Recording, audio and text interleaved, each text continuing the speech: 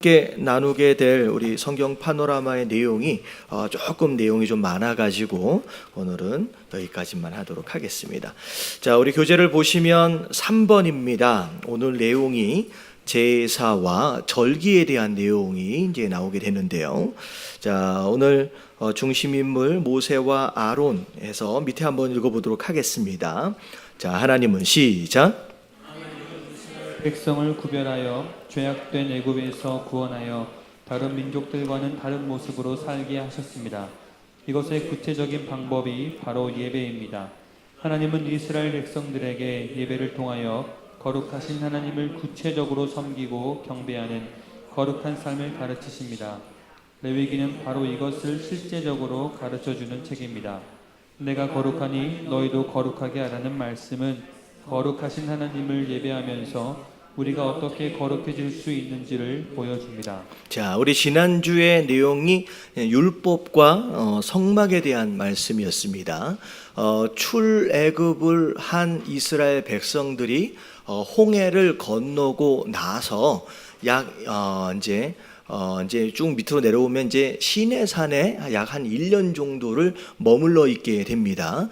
1년 정도 머물러 있는 동안 하나님께서 이스라엘 백성들에게 주셨던 것이 10계명과 더불어 허락하신 율법과 그리고 그 광야에서 짓도록 허락하신 이제 성막에 대한 내용이었죠.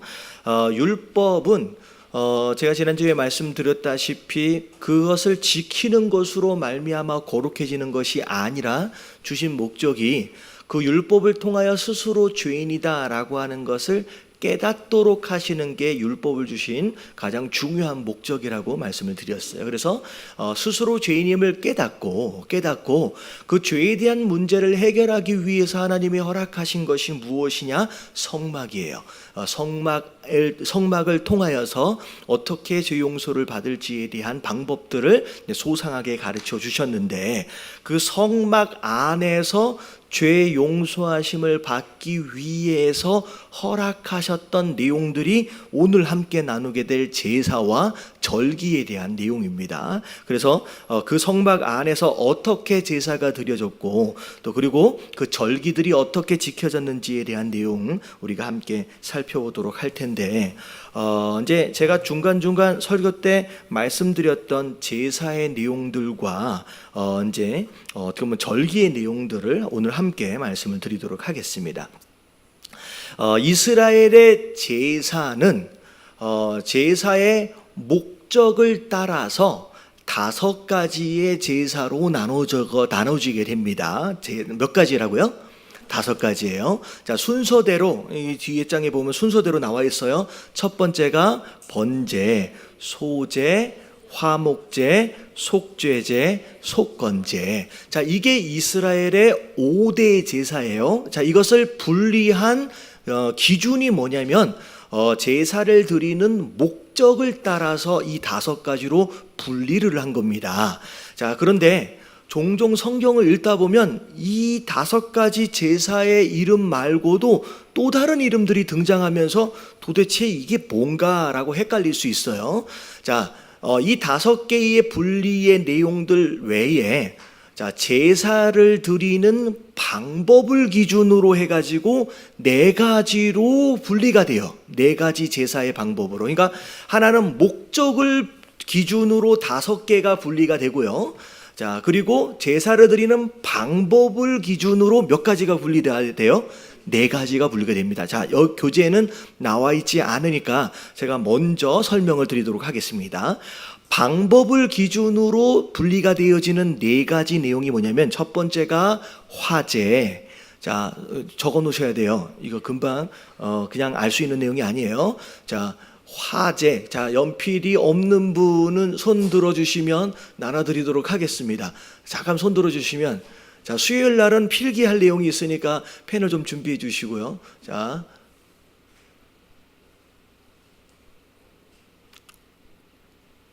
펜이 있어요? 또 뭐 뒤에 많이 있었는데, 예, 잠깐 손 들어주시면 부끄러워하지 마시고, 예. 자, 또 없는 분. 자, 됐어요. 자, 방법을 기준으로 네 가지로 분리가 되는데, 첫 번째는 화제, 자, 두 번째는 요제, 세 번째는 전제, 자, 네 번째가 거제입니다. 자, 이 순서는 뭐 상관이 없어요. 자, 첫 번째 화제는 불화를 써서, 자, 어떤 방법으로 드리는 거예요? 불로 태워서 드리는 제사해서 방법으로 할 때 화제로 드렸다라고 한다면 이제 불로 태우는 거죠. 그래서 이스라엘의 5대 제사 대부분이 다 화제가 함께 섞여져 있습니다. 함께 불로 태워서 드리기 때문에 화제. 자, 요제라는 게 있어요. 두 번째가 요제인데, 요자가 흔든다라는 뜻이에요. 흔든다. 그래가지고 하나님께 드리기 전에 이 물건을, 이 제물을 들고서 어떻게 해요?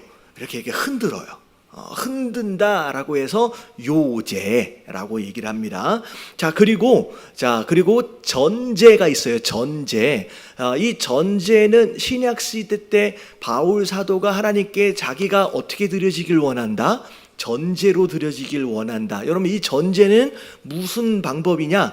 포도주나 기름 같은 것을 제물 위에 뿌리는 거예요. 액체와 같은 것들을 이제 뿌려서, 자, 뿌리게 되면 어떻게 돼요? 이게 흔적도 없이 수증기로 확 날아가 버리거든요. 그러니까 바울 사도가 자기가 전제로 드려지길 원한다라고 표현한 것은 남겨진 것이 없이 그냥 하나님께 완전히 흔적도 없이 드려지길 원한다라는 어떤 그런 의미죠. 그래서 전제는 부어서 드린다, 액체와 같은 것을 부어서 드린다라고 했을 때 전제가 되고요. 자, 마지막이 거제입니다. 거제는 높이 든다라는 뜻이에요. 그래서 제물을 들고 하늘 위로, 머리 위로 이렇게 올려서 하나님께 드리는 거예요. 이게 거제입니다. 이게 제사를 드리는 방법의 네 가지 종류의 방법인데, 이 각 5가지의 이 기본 제사 안에 이 네 가지의 방법들이 중간중간 이제 들어가시는 거죠. 자, 그래서 이게 5가지, 4가지 이렇게 나눠져요. 자, 여기까지 이해되시죠? 예, 이게 방법으로 나눴는지 목적으로 나눴는지를 제대로 구별을 안 하면요, 나중에 이게 뒤죽박죽 돼가지고 뭔가 나중에 헷갈리게 됩니다. 자, 그래서 그게 이제 방법으로 드리는 5가지의 방법이고요. 자, 이제 이 내용은 목적을 따라 드리는 5가지 내용의 제사입니다. 자, 위에를 볼게요. 죄된 인간이 어떻게 거룩한 하나님과 만남을 이룰 수 있는가 읽어볼게요. 이것은 시작. 이것을 가능케 하는 것이 바로 제사입니다. 우리는 제사를 통하여 하나님께 나아갈 수 있는데, 이것을 위해 하나님이 마련해 놓으신 5가지 제사를 말해 보십시오. 자, 이게 5대 제사인데, 여러분, 이 제사의 내용들을 보면서 우리가 뭘 알아야 되느냐? 우리가 하나님께 드리는 예배의 태도와 예배의 자세, 예배가 어떻게 되어야 하느냐라고 하는 것에 대한 기준을 이 제사를 통하여 우리가 알 수 있고요. 그리고 또 우리가 하나님께 드리는 예배당에서 드리는 이런 공적 예배뿐만 아니라 우리의 예배는 삶이 곧 예배라 그랬어요. 그래서 우리가 어떤 삶으로 삶을 살아야 그래야 그 삶이 예배되어질 수 있느냐라고 하는 것에 대한 중요한 내용들을 이 5가지 제사를 통하여 함께 살펴볼 수가 있습니다. 자, 그래서 첫 번째를 보면 번제입니다. 번제. 자, 이 번제는 어떤 삶이냐? 다 같이 한번 읽어볼게요. 시작.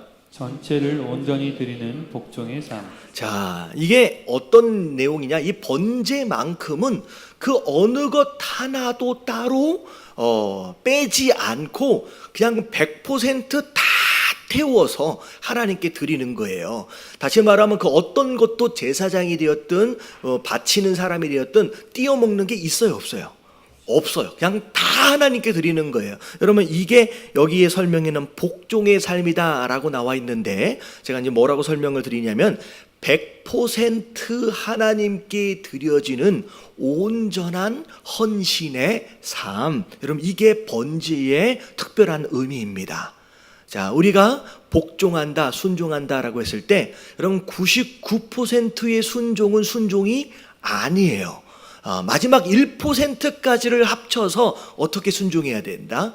100% 온전한 순종으로 하나님 앞에 헌신되어져야 한다라고 하는 것이 바로 이 번제의 의미다라고 생각하시면 되겠습니다. 자, 그리고 두 번째가 소제인데, 특별히 이 5가지 종류의 제사들 가운데 소제만큼은 짐승의 고기나 피로 드리는 것이 아니라 뭘로 드린다 그랬어요? 곡식으로 드려지게 됩니다. 그래서 이 곡식인데, 자, 이 곡식은 자, 드려질 때 어떻게 한다 그랬어요? 곱게 빻아야 된다라고 얘기했어요. 그래서 고운 가루로 매일 드리는 봉사의 삶. 이건 뭐냐면 곡식 같은 경우에는 우리가 밥을 먹는 것처럼 매일 삼시세끼를 먹잖아요. 그러니까 하나님께 예배한다라고 하는 것은 일주일에 한두 번 이렇게 예배 교회 나와서 드리는 게 예배가 아니라 매일매일 밥을 먹는 것처럼의 매 순간순간이 하나님께 드려지는 뭐가 되어져야 해요? 예배가 되어져야 한다라고 하는 것을 의미합니다. 그래서 자, 정말로 매일매일이 하나님께 드려지려면 어떻게 해야 하느냐라고 하는 것이 지금 이 소제를 드리는 방법에서 나오는데, 제가 3가지로 설명을 드렸어요. 첫 번째는 곡식 그 알갱이 있는 그 자체로 드리는 게 아니라 어떻게 해야 된다 그랬어요? 빻아야 된다 그랬어요. 그래서 첫 번째는 깨어지고 부서진 상한 심령의 예배가 우리 안에 있어야 된다는 거예요. 이게 가루로 이제 알갱이로 남아 있으면 안 된다 그랬어요. 그래서 제가 종종 이 설명을 할 때, 자, 이 예를 좀 들어드린 적이 있어요. 예전에 이 그 선전 광고 선전을 보면 이 선전 혹시 기억나세요? 이 소리도 아닙니다. 저 소리도 아닙니다. 용각사는 소리가 나지 않습니다. 제가 이런 설명을 드린 적이 있어요. 여러분, 용각산이 소리가 나지 않는 이유가 뭐예요? 너무 고운 가루로 완전히 부서졌기 때문이에요. 우리 인생에서 이렇게 흔들어도 소리가 나지 않으려면 우리가 어떻게 돼야 돼요? 깨어지고 부서져야 돼요. 자꾸 우리 인생 안에 불평이 되었든 원망이 되었든 다툼이 되었든 자꾸 시끌시끌하게 소리가 나는 이유가 뭐냐면 아직 용각산처럼 모여지지 않아서, 아직 부서지지 않아서 그런 것일 수 있다는 거죠. 자, 이래서 소제의 첫 번째 의미가 깨어지고 부서져야 된다라는 거. 자, 두 번째, 소제 안에는 들어가면 안 되는 게 있어요. 뭐예요? 꿀은 들어가면 안 되고, 자, 뭐가 들어가야 돼요? 아니, 이것을 제가 한 번만 더 설명하면 100번 될 것 같은 느낌이 드는데, 자, 꿀은 들어가면 안 돼요. 뭐가 들어가야 돼요? 소금이 들어가야 돼요. 다 아는데 얘기 안 하시는 거죠. 자, 소금. 자, 꿀은 재미를 추구하는 삶이에요. 재미를 추구하는 삶. 소금은 달달하잖아요. 근데 소금은 넣지 말래요. 자, 뭐가 들어가야 된다? 아니, 꿀. 자, 꿀. 틀리면 얘기를 해주셔야죠.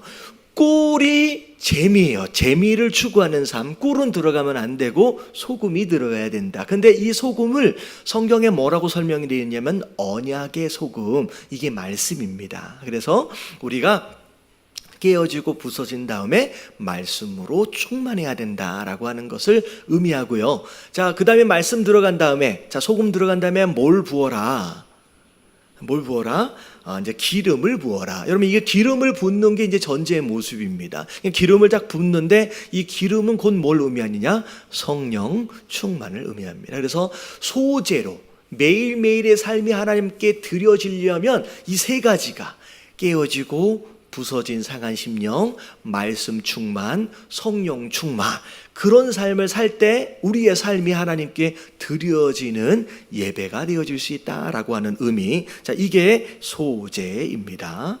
자, 세 번째는 화목제예요. 그야말로 그냥 화목을 위해서, 누구와의 화목이냐? 하나님과의 화목, 그리고 이웃과의 화목입니다. 그래서 자, 밑에 한번 읽어볼게요. 소에 있는, 시작. 소에 있는 기름을 취하여 드리고 나머지는 각각 자기의 몫으로 가지는 교제와 평안의 삶. 소 안에 있는 나쁜 기름들은 다 빼요. 다 빼서 하나님께 드리고요. 나머지 좋은 고기 같은 것은 함께 제사장들 더불어서 나누어 먹게끔 돼 있어요. 그래서 이게 하나님과의 화목, 그리고 우리 이웃과의 화목을 추구하는 삶인데, 이게 왜 그러냐? 여러분, 우리 안에 기름처럼 더러운 것들이 있거든요. 근데 이 더러운 것들은 다 누구에게 드리는 거예요? 그러니까 더러운 것을 우리가 함께 나누면 안 되는 거예요. 그러니까 더러운 마음, 더러운 생각, 더러운 말은 우리끼리 나누면 안 돼요. 그거는 다 빼서 누구에게 드려라? 하나님께 드려라. 그리고 좋은 것은 어떻게 하라? 우리끼리 함께 나누어 먹으라는 거예요. 그게 우리가 화목할 수 있는 방법이다라는 것이죠. 그래서 더러운 건 나한테 다 주고, 기도를 통하여, 회개를 통하여 더러운 마음들, 더러운 생각들을 하나님께 다 올려드리고, 우리는 함께 좋은 말들, 격려하는 말들, 좋은 마음들과 생각들을 나누면 우리가 서로 화목할 수 있다라는 것이죠. 그래서 이 화목제는 하나님과의 화목, 자, 그리고 사람과의 화목을 의미합니다. 자, 그리고 네 번째, 다섯 번째, 자, 이게 이제 속죄제와 속건제입니다. 자, 이 두 가지 제사가 모두 뭐에 대한 내용이냐면 죄 용서함을 받는 것에 대한 내용인데, 자, 속죄제를 한번 읽어볼게요. 다 같이 속죄를 시작. 속죄를 위한 것으로서 제사를 드리는 모든 사람이 나오는 것이 아닌 자기 죄를 깨닫는 자만이 앞으로 나오는 죄를 깨닫는 삶. 자, 이 두 가지가 사실은 이제 용서하심에 대한 내용인데, 이 용도와 어떻게 보면 그 목적에 있어서 약간 혼돈스러운 부분들이 없지 않아 있습니다. 근데 이 속죄제는, 자, 네 번째 나온 속죄제는 부지불식간에 지은 죄. 당시 지을 때는 몰랐어요. 근데 지나고 나니까 내가 죄를 지어버렸구나 라고 나중에 깨달은 경우, 그리고 또 하나님 앞에서 율법을 어겼는데 자, 죄를 지었음에도 불구하고 어떤 기물이나 어떤 사람이 파손이 되거나 상해를 입힌 상태가 아닌 경우, 그러니까 보상을 굳이 해야 하지 않은 어떤 그런 죄에 대한 것은 어디에 해당되어지느냐? 속죄제에 해당이 되어집니다. 그래서 이 속죄제를 통하여서 용서를 받는 것이 이제 그 속죄제고, 자, 속건제는, 자, 여기 한번 읽어볼게요. 자, 알면서도 시작. 알면서도 고의적으로 죄를 지은 사람이 드리는 것으로 만족한 삶. 예, 그래서 어떻게 보면 속죄제는 부지불식간의 죄가 좀 대다수다라고 한다면, 속건제는 알면서도 고의적으로 지은 죄, 그리고 플러스 내가 죄를 지은 것으로 말미암아 성전 안에서 무엇인가를 망가뜨렸든지 훔쳐갔든지 하나님께 무엇인가의 손해를 입히는 어떤 그런 죄, 그리고 누군가의 형제들이나 이웃 간의 관계 안에서 상해를 입혔든지 하는 그런 죄를 지었을 경우에는 속건제를 지어서 마땅히 하나님께 용서를 받아야 할 뿐만 아니라, 자, 무엇까지도 해야 돼요.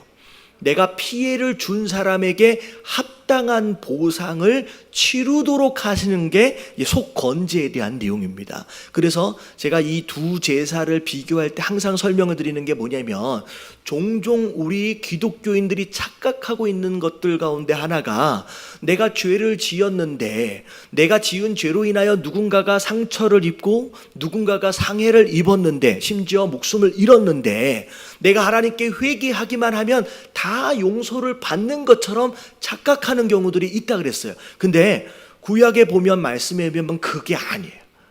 물론 하나님께 죄를 지었기 때문에 그분과의 용서를 받아야 되지만, 내가 상해를 입힌, 피해를 준 그 당사자에게도 마땅히 뭘 구해야 돼요?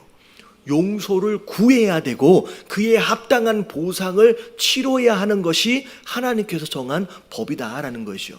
그래서 우리가 오늘날 이 한국뿐만 아니라 기독교인들이 그 부분을 착각해서 그냥 내가 회개하면 다 끝났지라고 생각하는 경우가 있는데, 그게 아니라는 거예요. 우리가 우리로 인하여 피해를 본 사람한테 용서를 구하고 보상도 치러야 한다라고 하는 것이 하나님께서 정하신 법규입니다. 자, 밑에 팁을 한번 읽어볼게요. 사람들은 다 같이 시작. 사람들은 자기가 지은 죄에 대해서 용서받기를 원합니다. 죄를 용서받지 못하고 그대로 있으면 우리는 심한 양심의 가책으로 괴로움을 받습니다. 어떤 사람은 착한 일을 행함으로써 죄를 용서받은 줄로 생각합니다. 또 어떤 사람은 제단에 제물을 바치고 헌금을 많이 하면 그것이 해결될 것이라고 생각합니다. 그러나 인간이 죄를 용서받는 길은 오직 하나입니다. 하나님의 법은 죄의 값은 사망입니다. 그렇다면 희생제물로 죽어 피를 흘리는 것이 죄를 용서받는 길입니다. 현실적으로 사람이 죽는 것은 어렵기에 짐승의 피로 대신하였습니다. 하지만 그것은 일시적인 방법은 될지 몰라도 영원한 방법은 아니었습니다. 하나님은 죄악된 인간이 단번에 용서받는 길로서 동물이 아닌 바로 인간이신 예수 그리스도를 십자가에서 죽게 함으로 해결하셨습니다. 가장 완전하고 확실한 제사는 예수 그리스도를 대속물로 바친 십자가의 제사입니다. 구약의 제사는 이런 온전한 제사의 모형입니다. 세상의 모든 죄를 지고 스스로 피를 흘려 죽은 화목제물 대신 예수 그리스도를 믿고 그 앞에 경배하는 자만이 죄를 완전하게 용서받을 수 있습니다. 나는 이런 십자가의 대속의 은혜를 얼마나 깊이 느끼며 매주일 주 앞에 나와 예배합니까? 자, 구약에 나와 있는 이 모든 제사는 사실 신약에 있어지는 십자가 이 제사, 예수 그리스도가 달리신 이 십자가 제사의 모형이다라고 나와 있어요. 그래서 구약에 드려지는 이 제사들은 나를 대신해서 누가 대신 죽는 거예요? 짐승이 대신 죽는 거예요. 그래서 죄를 지을 때마다 이 짐승들을 항상 가지고 나와서 계속 제사를 드려야 합니다. 하지만 신약 시대에 들어와서 십자가 위에서 예수님께서 단번에 우리의 모든 죄를 사하심으로 말미암아 이제는 그 십자가로 인하여 우리가 죄를 지을 때마다 용서받기 위해서 계속 나올 필요가 이제 없게 되었다라고 하는 것이죠. 그래서 구약의 이 제사는 나중에 예수 그리스도의 십자가의 모형과 같다라고 여러분 생각하시면 될 것 같습니다. 자, 그리고 이 제사를 집례하는 이 제사장이 있었는데, 이 뒤에 장 제사장에 대한 내용 함께 살펴보도록 하겠습니다. 자, 이 제사장, 한번 읽어볼게요. 하나님께 시작. 하나님께 제물을 바치는 일은 백성들이 직접 할 수 없었습니다. 백성들이 제사장에게 제물을 가져가면 제사장이 그것을 하나님께 드렸습니다. 제사장이 제사를 드리는 모습을 말해 보십시오. 자, 이제 제물을 가지고 나와서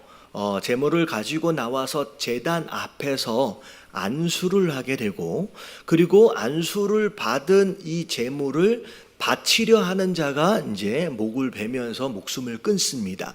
그렇게 하신 이유는 뭐냐면 죄를 지은 자가 짐승에게 안수를 하면서 내가 지은 죄가 어떻게 되는 거예요? 이 손을 통하여 어디로 넘어가요? 이 제물로 넘어가는 거예요. 내가 지은 죄가 이 제물에게로 넘어가는 겁니다. 그리고 이 짐승의 목숨을 스스로 끊어내는 것으로 인하여 나 때문에 대신 죽는 그 죽음의 아픔을 스스로 경험하도록 하셨어요. 자, 그리고 나서 각을 뜨는 일부의 부분은 제물을 가지고 나온 사람이 함께 하지만 그 이후에는 누가 집례를 해요? 제사장이 이제 집례를 다 하게 됩니다. 그러니까 제사장이 집례를 하고 그리고 다 태워진 다음에 실제로 용서받는 데까지 앞에 나아가는 것은 누가 할 수밖에 없느냐? 제사장만 하게 되고요.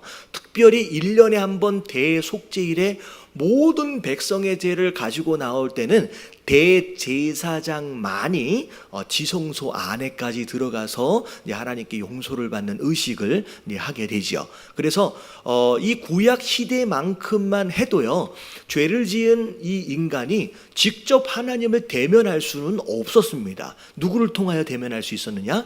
제사장, 중간에 이 가교 역할을 하는 이 제사장을 통해서 하나님께 나아가고 하나님께 용서를 받도록 했다는 거죠. 그래서 이 두 중간에 이제 이 역할을 감당하게 되어지는 이 제사장만큼은 하나님께서 특별히 머리에서부터 발끝까지 구별하도록 하셨어요. 그래서 그냥 제사장이 되는 순간 마치 구약에 나오는 나실인, 혹시 아세요? 나실인?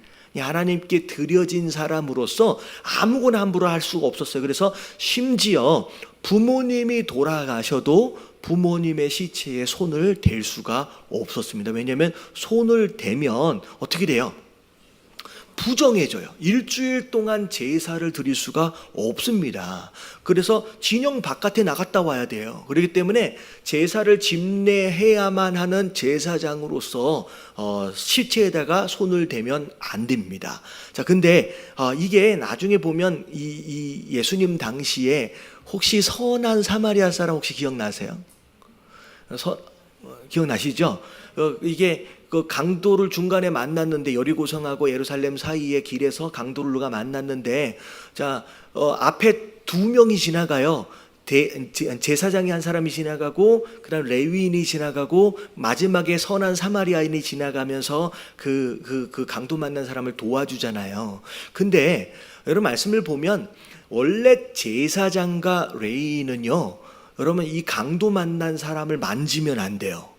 만지면 안 돼요. 그렇기 때문에 만지면 부정해져서 제사를 드릴 수가 없습니다. 근데 여러분 이게 말씀을 잘 들여다보면요, 이게 만약에 여리고성에서 예루살렘으로 올라가던 길에 이 제사장이나 레위인이 강도 만나는 사람을 만나면 이걸 만지면 안 돼요. 근데 말씀을 잘 들여다보면 예루살렘에서 여리고로 내려가는 길에 제사장과 레위가 강도 만난 사람을 만난 거예요. 다시 말하면 지금 이 사람을 도와줘도 제사를 드리는데 이게 피해를 봐요, 안 봐요? 안 봐요. 근데 그럼에도 불구하고 안 도와줬다라고 하는 그런 내용이 이제 신약 시대에 신약에 나오거든요. 그런 내용처럼 올라가면서는 만지면 안 돼요. 왜냐하면 내가 만지는 순간 내가 해야 할 그 일을 이제 할 수가 없기 때문에. 그리고 이 사람들은요, 제사장으로 있는 기간 동안 머리나 수염을 함부로 깎을 수가 없습니다. 그래서 이분들은요, 이게 머리를 다 길고 수염도 이렇게 길러요. 자, 그리고 결혼할 때도 아무하고나 결혼할 수가 없습니다. 그래서 정해진 사람, 마치 어떻게 보면 이혼은 한 여자하고도 결혼하지 못하도록 결혼 제도마저도 특별하게 구분하셨어요. 왜냐하면 하나님과 죄 지은 인간 사이를 연결하는 중요한 다리 역할을 하기 때문에 이게 사실은 신약 시대에 누구냐면 예수님이거든요. 그러니까 예수님의 역할을 구약 시대에 이렇게 대신하게 될 자로서 하나님께서 이 제사장을 특별하게 이제 구별하도록 하셨다라고 하는 것이죠. 자, 밑에 한번 읽어볼게요. 자, 우리의 죄를 시작. 우리의 죄를 대신하여 하나님께 나아가서 온전한 제사장의 역할을 할 분은 예수 그리스도 뿐이십니다. 인간은 어느 누구도 이 일에 완전할 수 없습니다. 왜냐하면 자기 스스로 그 죄의 값을 치러야 하기에 누구를 대신하여 죄를 가지고 하나님께 나아갈 수 없습니다. 우리의 죄를 아뢰고 맡길 수 있는 분은 오직 예수 그리스도 한 분이십니다. 주님은 자신이 친히 죄물이 되어 스스로 제사장으로서 하나님께 나아가셨습니다. 오늘날 우리가 드리는 예배는 이런 의미에서 완전한 예배입니다. 혹시 예수 그리스도 없는 예배를 드리는 것은 아닌지, 아니면 인간의 즐거움과 안식을 위한 예배는 아닌지 살펴보아야 합니다. 나는 왜 예배하러 갑니까? 무슨 생각을 가지고 예배에 참여합니까? 예수 그리스도의 희생의 제사가 있음으로 해서 우리의 예배는 안식과 평안과 축제가 됨을 얼마나 믿습니까? 자, 제사장이긴 하지만 사실은 스스로 죄를 지은 죄인으로서 완벽하게 제사장의 직분을 감당할 수는 없었죠. 그래서 정해진 규례를 따라 제사를 집례하지 않으면 그 제사장 그 제사를 드리는 성막 안에서 그냥 죽임을 당하는 거예요. 심지어 아론의 아들들 가운데 성전에서, 그러니까 제사를 드릴 때 마땅히 사용해야 할 불이 아닌 다른 불을 가지고 가가지고 제사를 드리는 것으로 인하여 아론의 아들 제사장 중에 두 사람이 그냥 거기서 즉사를 하는 일들이 벌어집니다. 그래서 스스로가 죄인이기 때문에 어떻게 보면 그 역할을 감당함에 있어서 굉장히 한계가 있었다는 거죠. 하지만 예수님은 스스로 죄인이 아닌 분으로서 그 제사장의 직분을 온전히 감당할 수 있는 분이다라는 거죠. 자, 그래서 이제 제사를 집례하는 제사장이 바로 이런 사람이다라고 하는 것을 우리가 알면 되고요. 자, 그리고 절기에 대해서 우리가 함께 살펴보도록 하겠습니다. 자, 절기 제사장이 시작. 제사장이 백성들의 희생 제물을 하나님께 바칠 비로소 백성들의 죄는 용서받습니다. 그러나 이런 제사는 아무 때나 드리는 것이 아니라 매주일 지키는 안식일과 정해진 절기에 따라 드렸습니다. 이스라엘은 5가지 큰 절기가 있습니다. 이때 가장 중요한 것은 희생 제사를 드리는 일입니다. 하나님께 드려지는 제사 예배 그 방법도 누가 정하셨어요? 하나님이 정하셨어요. 그리고 그때도 누가 정하셨느냐? 하나님이 정하셨어요. 그냥 아무 때나 내가 마음먹은 대로 내 마음대로 그냥 드려지는 게 아니라는 거죠. 때와 방법 또한 하나님께서 다 정하셨다라고 하는 거. 자, 근데 두 가지로 좀 나눠서 좀 설명을 드리도록 할게요. 특별히 이 절기 가운데 안식과 관련되어 있는 절기가 있고요. 그리고 나중에 이스라엘의 3대 절기에 들어가는 이 3개의 절기가 있어요. 근데 여기는 이제 5번까지 좀 나와 있는데, 자, 제가 이제 좀 설명을 좀 드리도록 할게요. 첫 번째, 안식에 관련되어 있는 절기 첫 번째가 뭐예요? 안식일입니다. 여러분, 이 안식일은 무엇을 근거로 하여? 자, 뭐가 시작이에요? 하나님께서 이 세상을 창조하실 때 6일 동안 일하셔서 창조하신 다음에 마지막 7일째 뭐 하셨다? 안식하셨다. 그래서 하나님께서 7일째 쉬셨던 그 날을 기념해서 안식일이 이제 생기게 된 겁니다.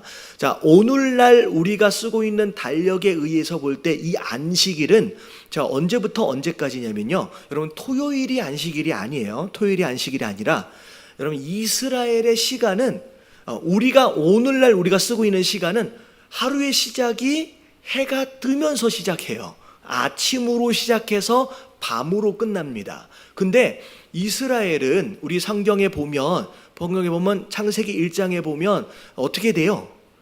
밤서부터 시작해서 그러니까 해가 지는 순간에서부터 하루가 시작돼요. 그리고 하루가 언제 끝나요? 딱 해가 지는 그 순간까지. 그래서 하루의 시작이 한 6시 정도예요.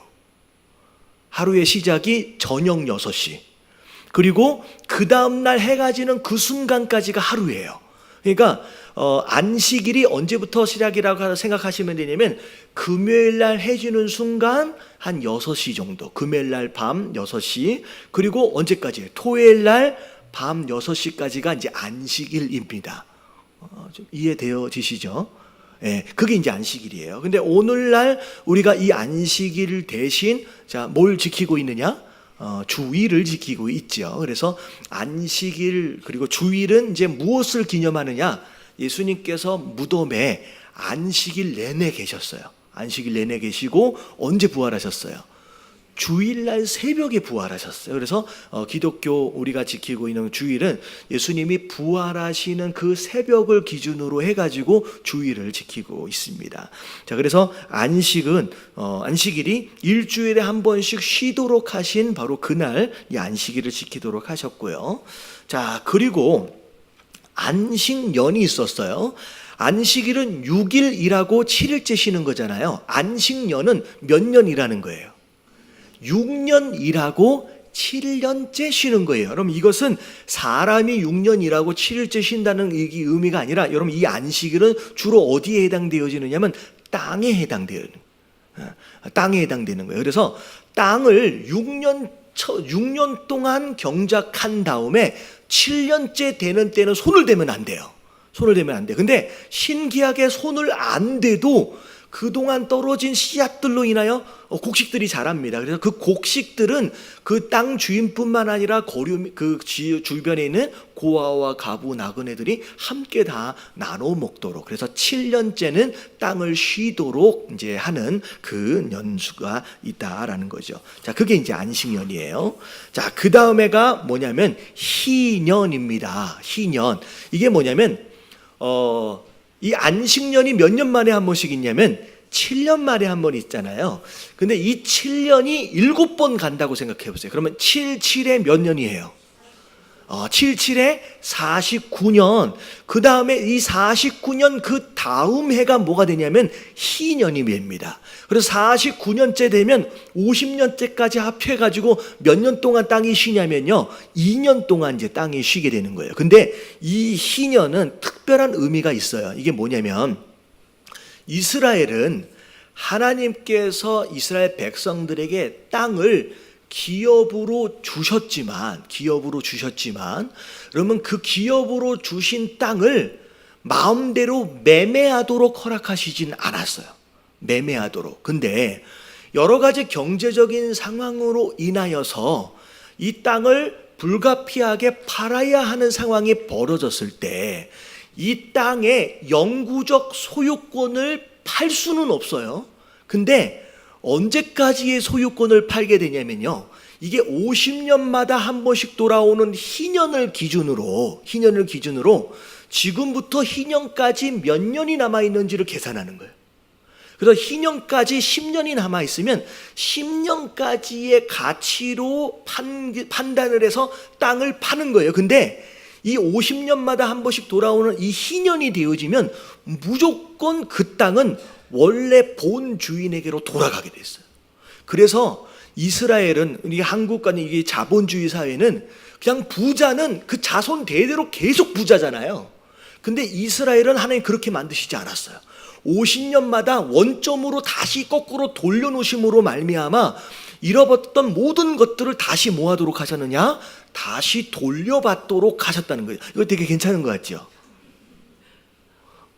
그거 괜찮은 것 같아요. 그리고 심지어 내가 어떤 경우로 인하여 노예가 됐다, 종이 되어버렸다, 그러면 평생 노인, 평생 종은 없어요. 이 희년이 있게 되면 어떻게 돼요?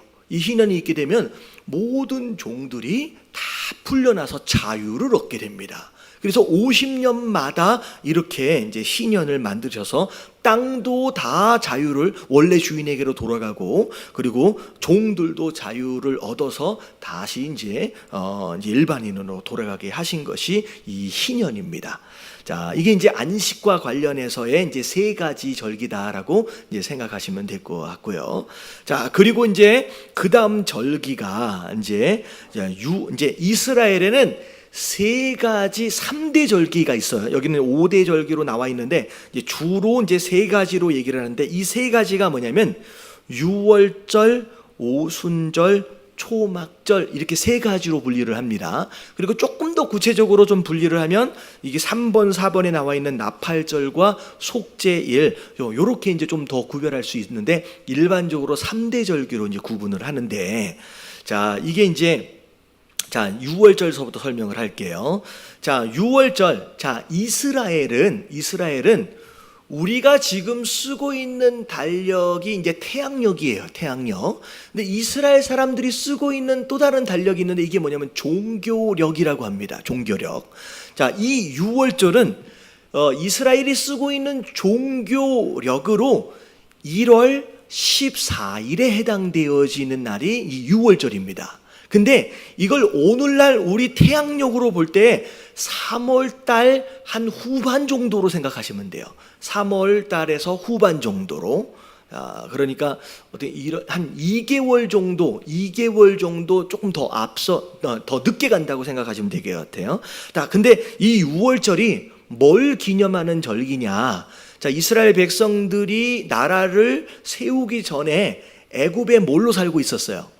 종으로 살고 있었습니다. 종으로 살고 있다가 430년 만에 이스라엘이 이 애굽에서 이제 탈출을 하게 되는데, 탈출할 때 모세를 통하여 하나님께서 몇 가지 재앙?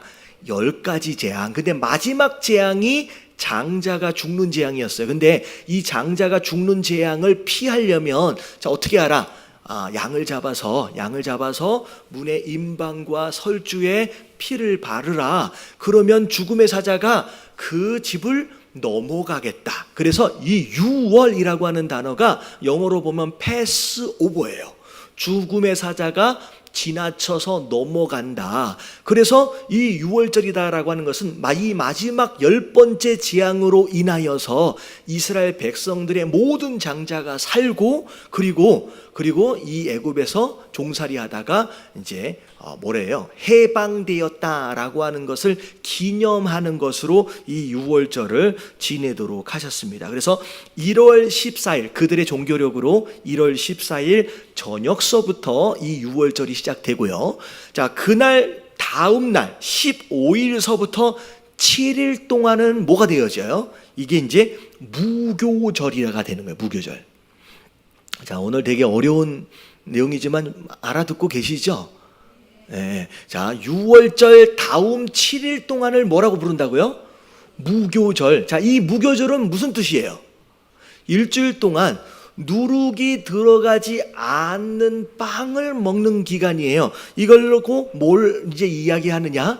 이스라엘이 해방되어져서 광야로 들어온 어떤 그런 과정들을 일주일 동안 기억하고 기념하도록 허락하신 것이 이 유월절입니다. 이 무교절입니다. 그래서 이 유월절과 무교절은 같이 붙어 있기 때문에 그냥 한 절기로 그냥 생각하시면 돼요.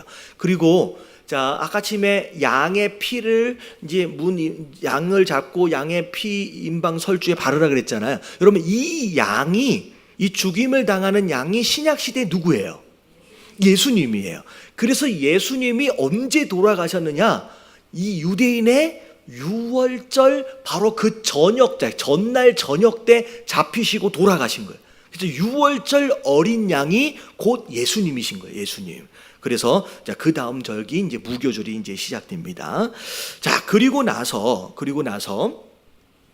자, 6월절서부터 7일, 그러니까 일주일이 7번 있는 거예요. 7에 하면 뭐예요? 49. 그래서 자, 49 다음이 50일이잖아요. 6월절 이후 7에 49가 지나간 다음에 49가 지나간 다음에 그 다음 날에 50일째 되는 날. 이제 50이 뭐냐면 이 순이 무슨 순자냐면 열을 의미하는 순자예요. 오순절 하면 50일째 되는 날, 어디로부터? 6월절로부터 50일째 되는 날, 그때가 오순절인데 이 오순절을 또 절기로 지키도록 하셨습니다. 근데 특별히 이 오순절은 밀을 수확한 것에 대하여 감사하는 거예요. 이게 이스라엘 백성들이 농사를 지을 때 처음 수확하는 첫 열매입니다. 그 첫 열매를 하나님께 드린다라고 해서 이제 오순절입니다. 근데 우리가 신약 시대에 오면 이 오순절날 누가 오셨어요? 이 성령 하나님이 이 땅 이제 오셨죠. 성령 감림일이 이제 오순절이 되는 거예요. 그래서 예수님께서 유월절 어린 양으로 잡히시고 그리고 나서 주일날 아침에 부활하시고 나서 제자들과 많은 사람들에게 며칠 동안 부활의 모습을 보여주셨어요. 약 40일 정도를 부활의 모습을 보여주시고 그리고 나서 승천하시고 난 뒤에 언제 성령이 임하셨어요? 50일째. 그러니까 약 이제 승천하시고 난 뒤에 약 한 10일 정도의 공간이 나오죠. 그러니까 이 마가의 다락방에서 성도들이 최소한 며칠 이상을 기도한 거냐면 일주일 이상 거의 10일 가까이를 기도하고 이제 오순절날 성령이 임하시게 되는 거죠. 좀 연결이 좀 되나요? 예, 그렇게 해서 이제 오순절이 그런 의미입니다. 그래서 6월절이 오늘날 6월절과 무교절이 오늘날 3, 4월에 해당되고요. 오순절이 5월 달에서 6월 달 정도 해당이 됩니다. 그래서 요 앞에 이렇게 드리고 자, 그다음에 이제 나팔절이 있는데 이 나팔절은 이제 오늘날 달력으로 9월에서 10일 그러니까 이제 이쪽 날 이제 종교력을 보면 7월 1일에 해당되어지는 게 나팔절입니다. 자, 이 나팔절을 지내는 이유가 사실은 뭐냐면 그 다음에 뭐가 있어요? 이 4번이 속죄일이에요. 이게 대속죄일이라고도 부르거든요. 1년에 딱 한 번 모든 백성들의 죄를 한 번 제사장이 이 지성소까지 들어가는 속죄하는 그 과정이 있어요. 이게 이제 속죄일인데 이 속죄일이 7월 종교록으로 7월 10일이에요. 그래서 이 대속죄일을 미리 준비하도록 뭘 부른 거예요? 나팔을 부는 거예요. 그러니까 나팔절이 시작되면서 앞으로 10일 후에 있어질 대속죄일을 이스라엘 백성들이 다 모여서 이제 마음으로 이제 준비하게 됩니다. 자, 그리고 나서 대속죄일이 끝나고 나서 7월 15일서부터 무슨 일이 있어지냐면 초막절. 여러분 이 초막절을 뭐라고 부르냐면 뭐 수장절, 장막절 이렇게 불러요. 근데 초막절은 간단히 얘기하면 일주일 동안 이스라엘 백성들이 이제 공식적인 추수를 하면서 남자들이 집에 가서 자지 않아요. 어디서 자요? 들에서 추수를 하는 그 장소에서 초막이나 천막을 쳐놓고서 야외에서 취침을 하는 거예요. 이게 뭐냐면 광야 생활 동안에 못 치고 살았어요. 이게 천막 치고 살았거든요. 그때의 광야 시절을 기억하면서 그리고 추수한 것을 또 이제 기념하면서 이제 그렇게 이제 드리는 게 이제 초막절입니다. 자, 초막절. 자, 밑에 한번 읽어볼게요. 자, 마지막 현재 시작. 현재 우리는 이스라엘이 지켰던 이런 절기를 지금은 지키지 않습니다. 그러나 이와 비슷한 것으로 주일과 사순절, 부활절, 성탄절, 감사절, 성령 감동절은 지키고 있습니다. 이스라엘이 절기와 같은 정신을 가지고 있는 이런 절기는 그리스도의 희생의 의미를 생각하며 우리의 삶에 적용하도록 해야 합니다. 서로 화해하고 교제하고 한 몸 된 지체를 느끼며 그리스도 안에서 안식과 평등함을 체험하는 주일과 절기로 승화해야 할 것입니다. 이런 의미에서 성찬식은 그리스도의 희생의 의미를 생각하는 중요한 생명 나눔의 시간입니다. 하나님과 이웃이 함께하는 축제의 절기가 되도록 해야 할 것입니다. 자, 그래서 이 내용들을 보면서 사실 이 절기가 가지는 특별한 의미가 뭐냐면 절기를 통하여 우리가 알아야 될 특별한 의미가 이제 세 가지예요. 첫 번째는 이 절기를 통하여 하나님께서 뭘 주고 싶으시냐면 쉼을 주고 싶다는 거예요. 그러니까 절기는 이스라엘 백성들을 막 어렵게 만드는 게 아니라 이 절기들을 통하여 쉼을 주고 싶다라고 하는 것. 이게 이제 안식일과 안식년과 희년을 통하여 말씀하시는 거고, 그 다음에 이 절기가 말하고 있는 것이 뭐냐면 신앙생활은 기억하는 거예요. 기억하라. 그래서 6월절도 마찬가지, 초막절도 마찬가지. 어느 때를 기억하라? 너희가 구원받았을 때를 기억하라는 거예요. 너희가 구원받고 광야 시절을 기억하라는 거예요. 그 두 번째 의미가 기억하라는 의미예요. 그리고 오순절도 마찬가지고 초막절도 마찬가지고 또 뭐 하라는 얘기냐면 감사하라는 거예요. 절기를 통하여 너희가 추수한 거, 하나님이 주신 것들에 대하여 감사하라라는 거죠. 그래서 앞에 나왔던 5가지 5대 제사, 뒤에 나왔던 이 3가지 이제 절기를 통하여 하나님께서 우리에게 쉼을 주기 원하시고, 우리에게 기억하라고 말씀하시고, 그리고 우리에게 감사하라고 말씀하시는 것이 이 절기와 오늘 제사에 대한 전체적인 내용입니다. 그래서 여러분 오늘 좀 굉장히 좀 헤비하지만 여러분 이게 구약에서 제일 어려운 부분이고요. 여러분 이 부분만 그냥 딱 정리가 되면요, 여러분 이 부분 뭐 절기나 뭐 제사나 이런 부분에 대한 두려움이 금방 이제 해결이 되는 거예요. 그래서 오늘 것을 한번 좀 복습을 한번 해보시고요. 이게 제일 어렵다고 느끼는 부분이거든요. 이것을 여기서 이제 해결을 하시면 될 것 같아요. 감사합니다. 자, 기도하고 오늘 마치도록 하겠습니다.